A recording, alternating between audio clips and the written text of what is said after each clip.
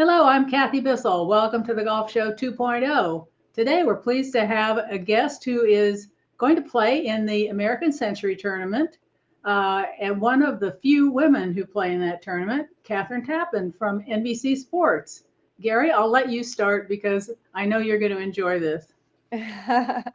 Well, I just wish I was a celebrity so I would be invited. What a great spot. If you haven't been to Lake Tahoe, anybody, you should go. It's a great chance to, I mean, it's one of the prettiest spots in America. And you get to watch these celebrities try to find their golf games. It's not their main job. So, Kathryn, I was looking at last year's results, and I scrolled down, and then I scrolled down some more, and then I scrolled down a little more. You did have a top 100 finish. That's right. Tell us about your golf game and how often. I can't imagine you even have time to play, but tell us about the state of your golf game. Yeah, I mean, first of all, great to be with you both. Thank you for having me on. Yeah, my golf. I mean, I'm consistently. I mean, I play a lot more once hockey playoffs are over with for me. So I try to get more rounds in come June, and definitely try to get a lot in before I get out to Tahoe. I think that you nailed it there when you say watch celebrities try and play golf. I mean, the reality is, like, this is not our full-time job, and I could shoot as low as an 84 at my course at home. I'm consistently in the 80s, but you get out there and you're hitting a ball with fans lining the fairway. There's TV cameras. I mean, it's just like a totally different dynamic. So while I might be bringing up the rear of the tournament, I'm totally fine with that. I've made so many great friends. This will be my 10th year playing in it, and I absolutely love it. We call it like summer camp for all of us. But I will say last year, I picked it up big time on Saturday and Sunday. So I made up a lot of ground.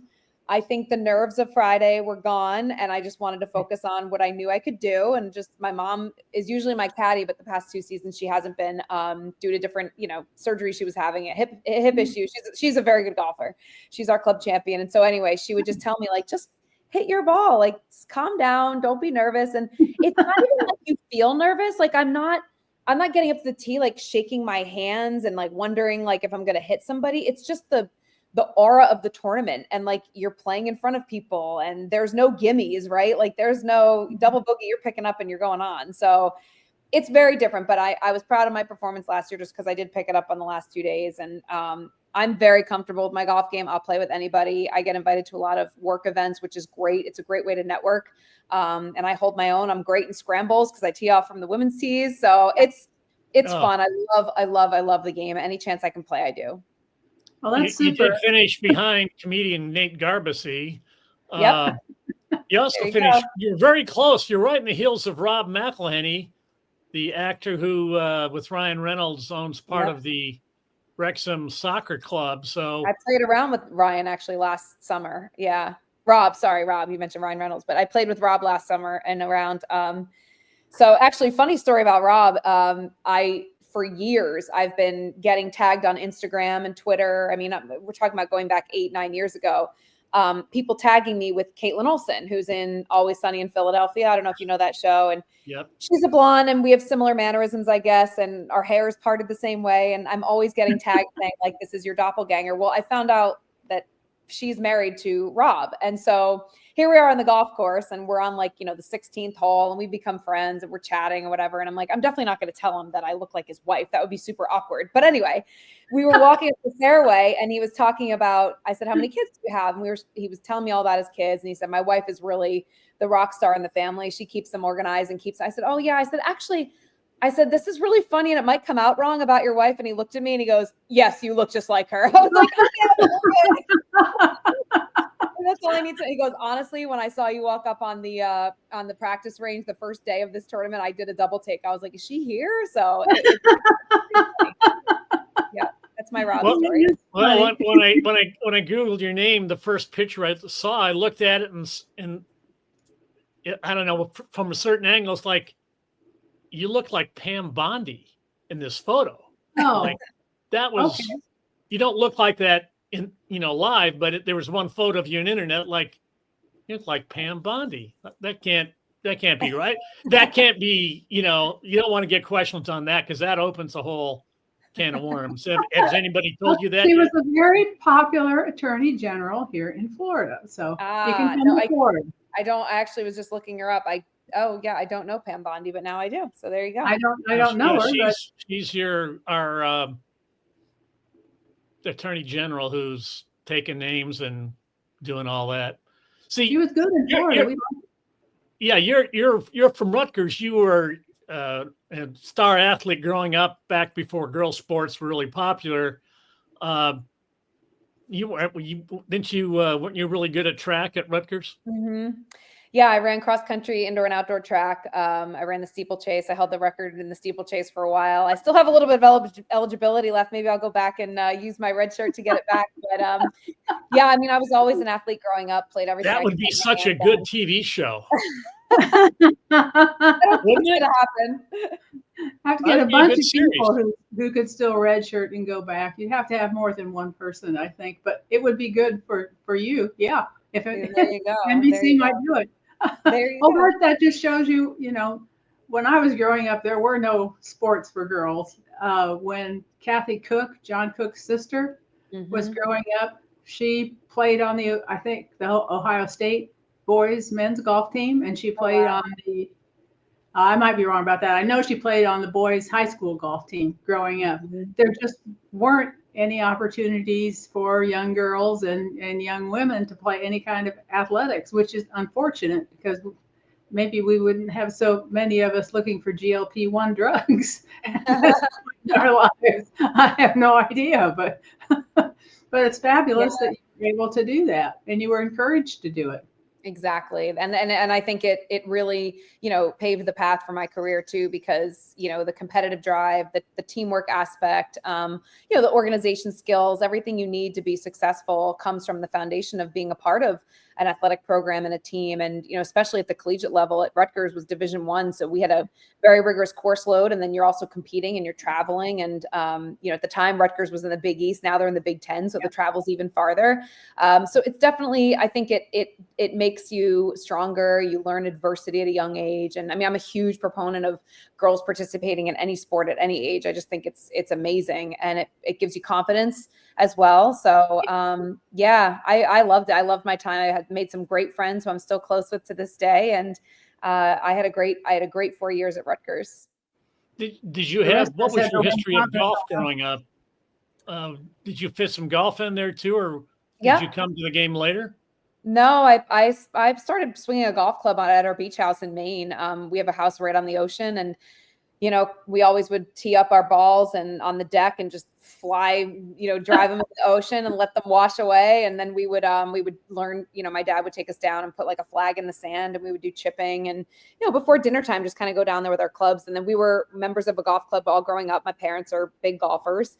And so, big proponents of the game and advocates of the game. We would go out as a family of 4 on a Saturday and play 18 holes together. So I don't even remember when I picked up a club. I was pretty young, and really never took lessons, just kind of relied on my athleticism and what my mom and dad would teach me. And again, I think I have a very average game, I guess you'd call it, maybe better than average, but I love it so much, and it's opened up so many doors in my career, and I enjoy the courses. I live in New Jersey. We have great courses here, between Baltusrol and Somerset Hills and Morris County Golf Club, and just wonderful, wonderful places to play. And it's the best. In my summertime, downtime with covering sports, it's the first thing I do is get up and go to the golf course in the morning.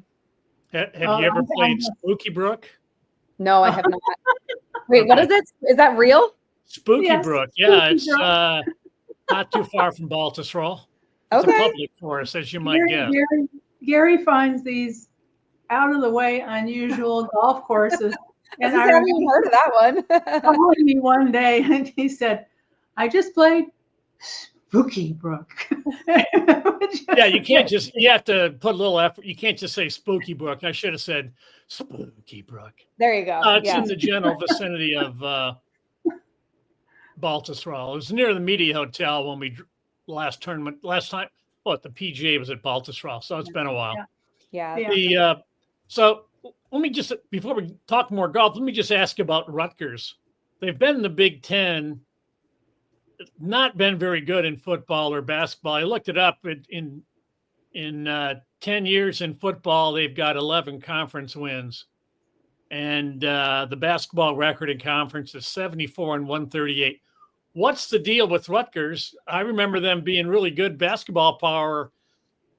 I hate to say how many years ago, in the 70s and 80s. Why isn't Rutgers a little more competitive in the Big Ten? Yeah, well, we actually had two of the best men's basketball players in the country this year on the basketball team. And unfortunately, due to injuries and then whatever else happened, it didn't work out so well this season for us. But, I think a lot of just being a Jersey kid myself. I mean, I think everybody wants to get up and out of the state, right? Like, it's just sort of a thing that as if you're an athlete, you want to go where the grass is always greener, say, different universities around the country. And so we've lost a lot of really good football players to, the Notre Dames and the Michigans. I mean, I can't tell you how many teams I covered in the Big Ten where I'm like, interviewing an athlete and they're from New Jersey and they're playing at Wisconsin or Ohio State. And I'm like, come on, you didn't want to go to Rutgers? I tease them all the time, but it's going to take time. And I think true. Going to the Big Ten was an amazing opportunity for Rutgers as an institution. The access to the Big Ten's network of research and database of all that information not only benefited our academics, but athletics. We get a lot more money now and we're expected, the expectations are a lot higher. Our other programs are outstanding: men's, women's lacrosse, men's and women's soccer. They're all competitive. Field hockey. Football it takes time. And, our resources, just having covered Big Ten college football programs, our facilities are not a Michigan that has won a national championship. They don't look the same as, Oregon. So that factors into, and I think over time that will get, grow some more. And the more and more, I think Greg Schiano is doing a great job recruiting. So we just need to we need the kids in state to stay in state and want to wear that, Scarlet R with pride. So it's tough when you've got to be the state school like the University of Michigan or Illinois or Wisconsin. Illinois could never keep good players. Yeah, when you're not that, it's tough.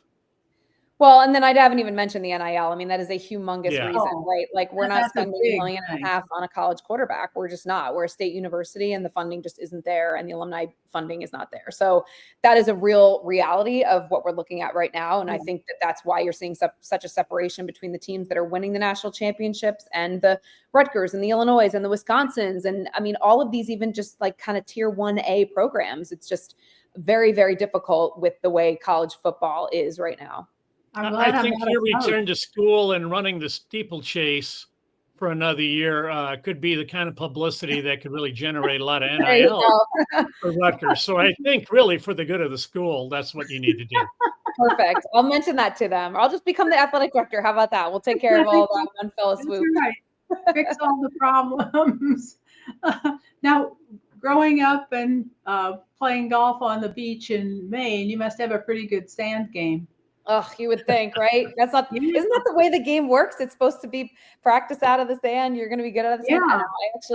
I actually in Tahoe at the American Century Championship, I had a great sand lesson one year from Tim Wakefield, who was a dear friend of mine. And I covered him for a long time with the Boston Red Sox, and we became friends. His post-career, when he got into broadcasting, he'd call me for tips. And, sadly, we lost him 2 summers ago. Awful. But Tim, one year, I was having such a hard time. And on day 2, I mean, I was really struggling in the sand everywhere. And he was like, come here, come over with me. And like before my round, he had me over in the sand practice area. And he just showed me a couple very simple techniques of where to hit the ball, how to stand, and just kind of tried to straighten me out. And it worked. And every time I get myself in the sand now, I am like, okay, what did Tim tell you? And he's there, like he's with me when I play, which is really, really special. So I should be better in the sand, having practiced all that time in Maine. But I think as kids, you're just hacking it around. You're just trying to like get it closest to the flag, and then you want to get upstairs for dinner. So, but those early years, just honestly, just having your hands on the club, feeling the grip, like understanding, not to grip too hard, like all the things you learn when you're really, really young, I think are lessons that just become inherent in your game. You don't tweak those over the years. It's natural for me, the way I hold the club and the way I hit the ball. So all the other little tweaks can happen when you're playing with really good people who recognize like, hey, like my mom said last summer, I just wasn't following through quite nicely with especially on my drive. So she just kept reminding me, like, keep a straight arm through the drive, like follow through with the straight arm. And I keep that in my head, I hit the ball well. So there's so much you have to think about when you hit the ball in golf. Well, and if you're playing really well, you don't think of anything at all. I guess so. Watching Scotty yesterday with Byron Nelson, I was like, okay, really fun to watch. He just knows what he's doing every single shot. Well, it takes a lot of, you have to invest a lot of practice time, even with bunker shot. I mean, really, you take 2 months off or whatever, and you come out and it's like you forgot how to play. Chipping goes away. It's a game of feel, and you have to keep the field going on a regular basis to actually think you're going to improve. If you're a recreational golfer, you show up once a week and just try and do as well as you did the week before. And it's not the same, but people enjoy playing the game. And some people who are nuts like myself like to practice so they play better. And, your job kind of determines how much golf you get. Now, how much golf do you get in? Yeah. I mean, right now, so I try to take Tuesdays if I'm not on the road and play. We have a wonderful 18-holers group at my golf club, women's 18-holers. So I try to play with them on Tuesdays, tee off early, 8:30, and be done by lunchtime so I can have the rest of the day. But I mean, currently I'm on the road every 24 hours, 48 hours to a different city covering the Stanley Cup playoffs. So it's not. Now, when we go on the road for the Cup final and there's a day or two off in between games and we're not doing a show, maybe I could sneak out in those areas and get around in. But again, it's touch and go this time of year. Once the hockey season's over, late June, I'll be playing probably 3 or 4 days a week at my local course. But, it's interesting because I haven't picked up a club since last October and I've only played 2 rounds so far. When you live in the Northeast, as I do, you just don't have access and you kind of shut it down for the winter. So all that stuff you're talking about, the feel, the practice, I mean, I just don't have that. I don't like to play indoor golf. I'm not one of those that wants to go to the simulator. I just have never really enjoyed it. So my first round was 2 weeks ago and I had a lot of fun. I called it April golf because it felt like April golf. But, that's what's great about the American Century Championship. We all joke on the course. It's like, thank God I'm not quitting my day job because I am not good enough at this, but I like my day job and I'm going to keep it and play the game when I can. And maybe when I retire, I'll get much better. Has being invited, go ahead, Kathy. All of those people who are playing in that tournament have been remarkable professional athletes in their sport. And so they certainly understand what it takes to be good at any sport, whether it's golf or the sport that they played. Mm-hmm. And what is it? John Smoltz always tries to get into the U.S. Open, and Jimmy Romo tries to get into the U.S. Open. And as good as they are at what they used to do, and as good as they are at golf, getting into the U.S. Open is really tough. You've got to be a +5 or something, Gary. It's hard. Golf. It would be helpful, +5. Yeah. If you want to be a pro tour player, if you're not a +5, then don't waste your time. Right. And has being invited to the American Century Tournament, has that caused you to try to play more golf in the summer? For sure. I mean, I definitely, like I said, I try and get in as many rounds as I can once hockey's over before I ship out on Tuesday. I think it's the 7th of July to head out to Tahoe.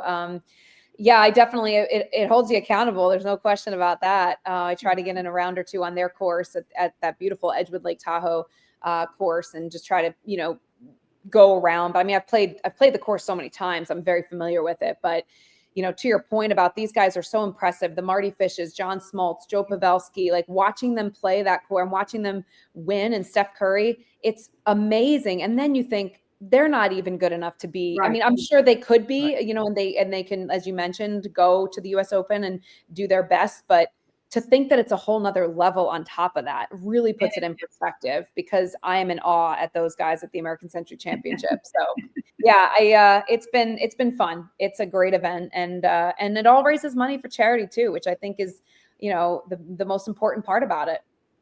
What's your most memorable golf round of your life? Ooh.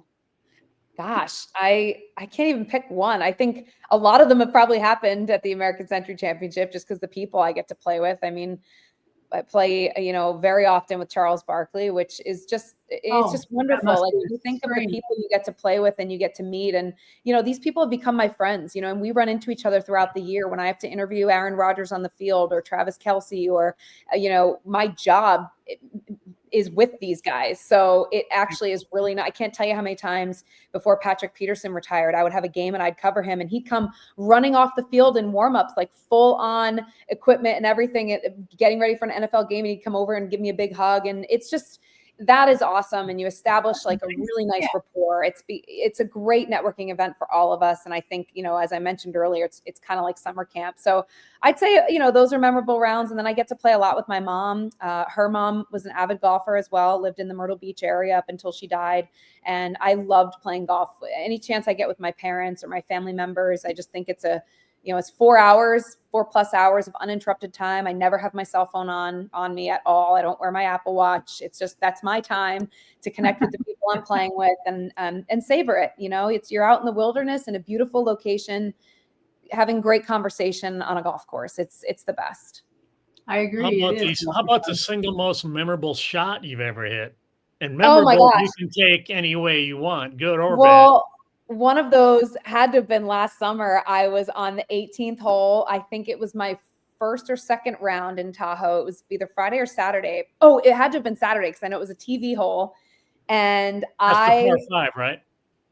So I play it the other way. I tee off on 10. So my 18th is actually coming up on 9. They split the tees. Yep. So I was coming up on 9 along the water. It's the dogleg right. And I hit my second shot in the sand on the right of the green, and I chipped it in for birdie. And out of the sand, I mean, the place went bonkers. The guys, the threesome ahead of me were they were signing their scorecard. So like, they were like, what happened? And I had to go apologize to them. I mean, it was so exciting. And my mom and my sister and my friends that were following me were like jumping up and down. And the TV camera actually caught it because they were still recording. It wasn't live. They didn't shoot me live, but they had it. And so they showed it on the air. And I went, like, all my friends at home were watching and texting me. I mean, like the one shot they showed me throughout the day, but it was the last hole of the day. It was so rewarding to get that and just end on a high note. I mean, it was awesome. That's terrific. And you have bragging rights with the rest of the players there. You say, hey, look what I did. Exactly. It's been recorded for posterity and it will live forever. There you go. I think, my reaction, it looked like I'd never had a good shot in my life. So I think it was just so exciting. Yeah. You have a patented celebration like Tiger or Pump, or what did you do? No, there's not as much celebrating in Lake Tahoe as I would like, but I do not have a patented celebration. It's whatever comes organically you're getting.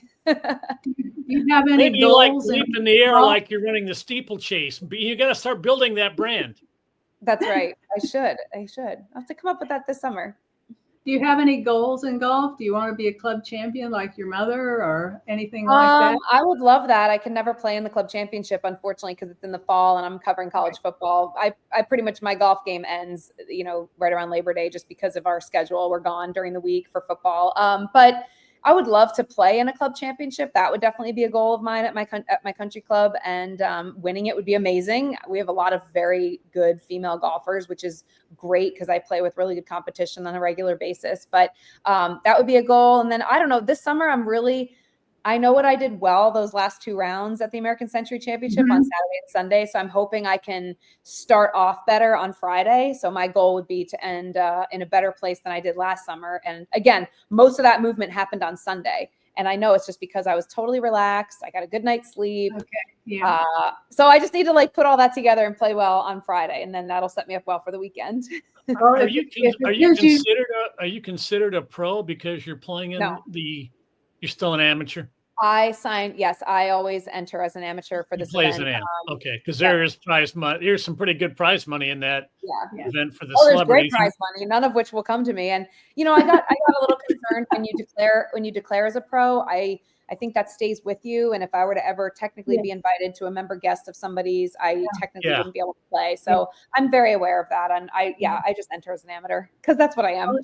If it gives you any encouragement for your future life, my mother won her second country club championship when she was 65. Oh, wow. Life goes on in advanced years. She won 2 and my dad won 6 or something. Oh my gosh, that's amazing. So, I love that story throughout their golfing lives. So just remember that I'll be long gone by the time you get to be 65. Oh, no. Just remember it when you're out there practicing. I will. That's right. No, I that's the one thing that's so great about golf too, is you can play, later in life. And I look forward to, the day that I'm once retired or scaled back a little bit, where I can focus more and enjoy the game on a regular basis versus, kind of the intermittent basis that I have now.